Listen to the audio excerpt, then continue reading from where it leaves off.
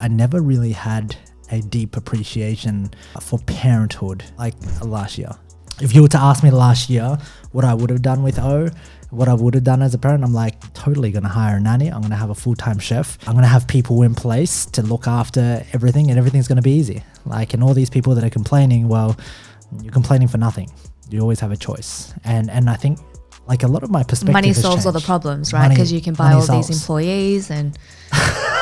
Did she just say that? You can buy all these employees to work? No, that's really not the case that's happened here with me. And I'm actually surprised myself. What were your assumptions when I was pregnant and you're having these thoughts about, all right, so 2020 is going to look like this for me?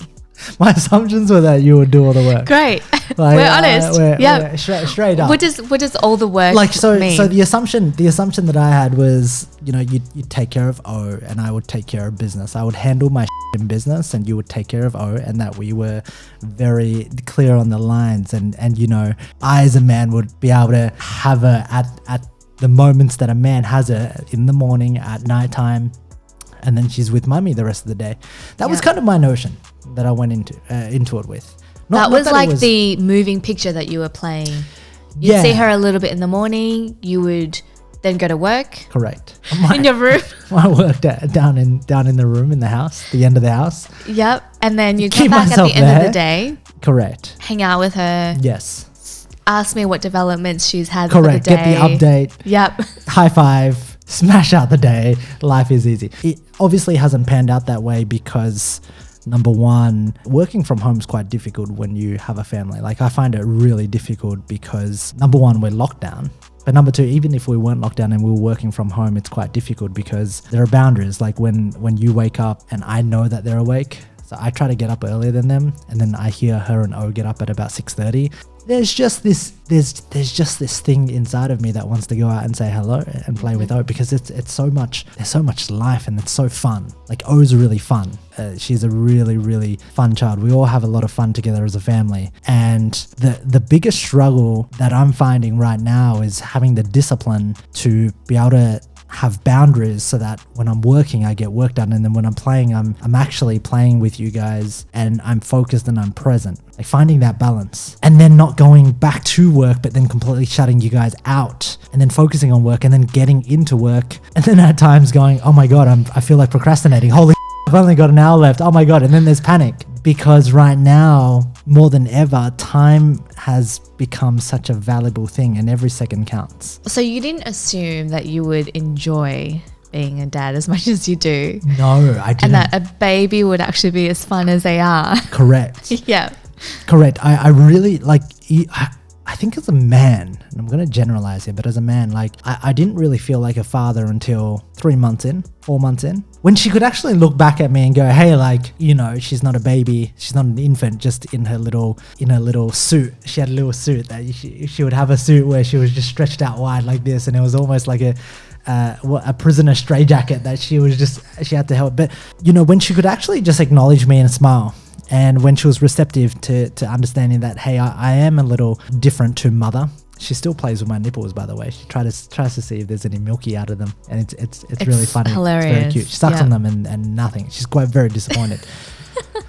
But I think at about 3 months, it kicks in. You're right. I think the science behind it is that the first trimester of being in the world, they call it a fourth trimester of pregnancy in a way for the baby, because the baby doesn't realize they're their own self. They still think that they're an extension of me, basically. Mm-hmm. So they don't realize, I never really got that when you really got that when you said there's a fourth trimester. There's a fourth trimester, and does she know that she's her own? I'm like, of course she's her own. Like, to me, like, you kept on going, I think she kind of she's figured out that she's her own body, and I never got it. And I think fatherhood didn't kick in, like fatherhood, being a dad didn't kick in until about 3-4 months. When she realized that she is her own? When she was her own and she was responding to me, and we were having our own relationship. Prior to that, she's just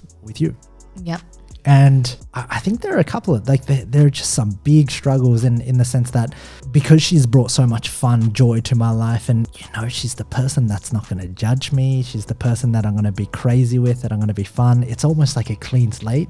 You go into this brand new relationship and she's crazy, and I'm like, oh my God, she doesn't care about the past. She doesn't think about the future. She's not anxious. All she cares about now. And, you know, it's amazing because you go into this with another human being. It's a clean slate. You know, it's so pure. And so there aren't any stories of how she perceives me.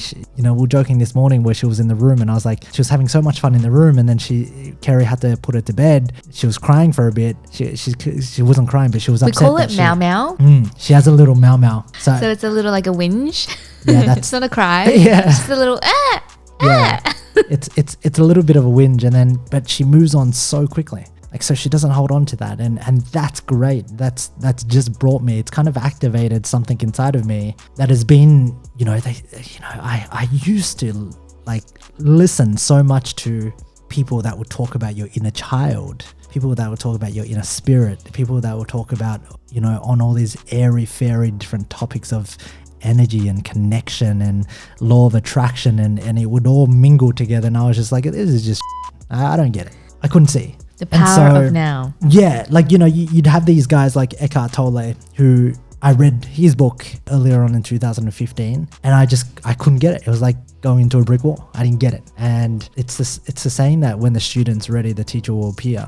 Like, you don't get things because you're not ready to receive them. I wasn't ready. Who knew that a baby would be your teacher? I know, right? Of all things. So I really think the struggles of being a parent or a father here is being able to work and focus on doing what I need to do as the producer, as the hunter, to be able to do that, and then at the same time come home and also be connected to you guys, not feel like I missed out. Because the resistance for me is going, oh, I don't want to work so hard because I don't want to miss out, you know? And there's two ends of the spectrum. So for me right now, I feel like if I work on something, it better be important.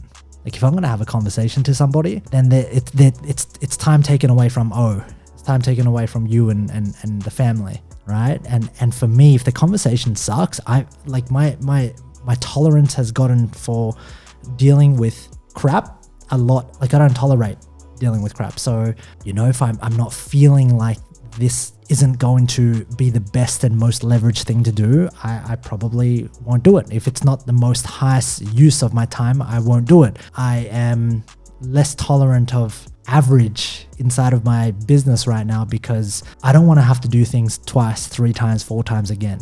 So I think those are some of the changes that I've experienced in this. It's hard because I do want to be a really good father. I don't want to outsource the caretaking to a nanny. I want to be there.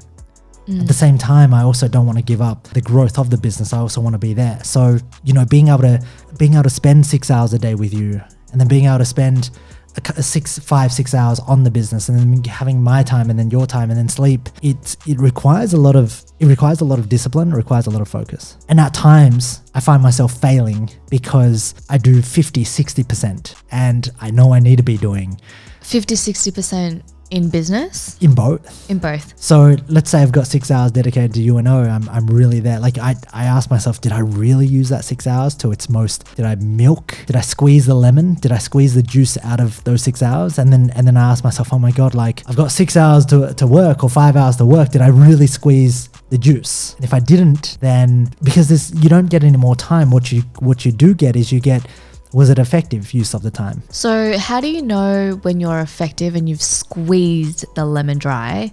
And what do you do to try and create that environment for you where it's 100% on both? It's crazy. I think the first thing is, you know, we often joke because it takes me about 2 hours to boot myself up in the morning.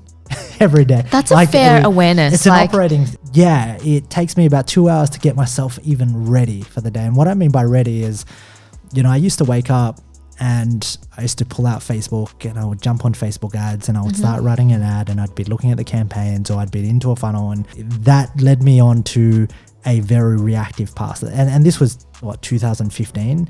This was a couple of years ago. And I would just do, and I was so good at doing, but I was never doing the most highest use thing of my time. I wasn't doing the most strategic thing. And the reasons why I could get away with that was because I had so much time and yet I was so busy. And what that was really showing me was that it was showing me a laziness of planning and preparation.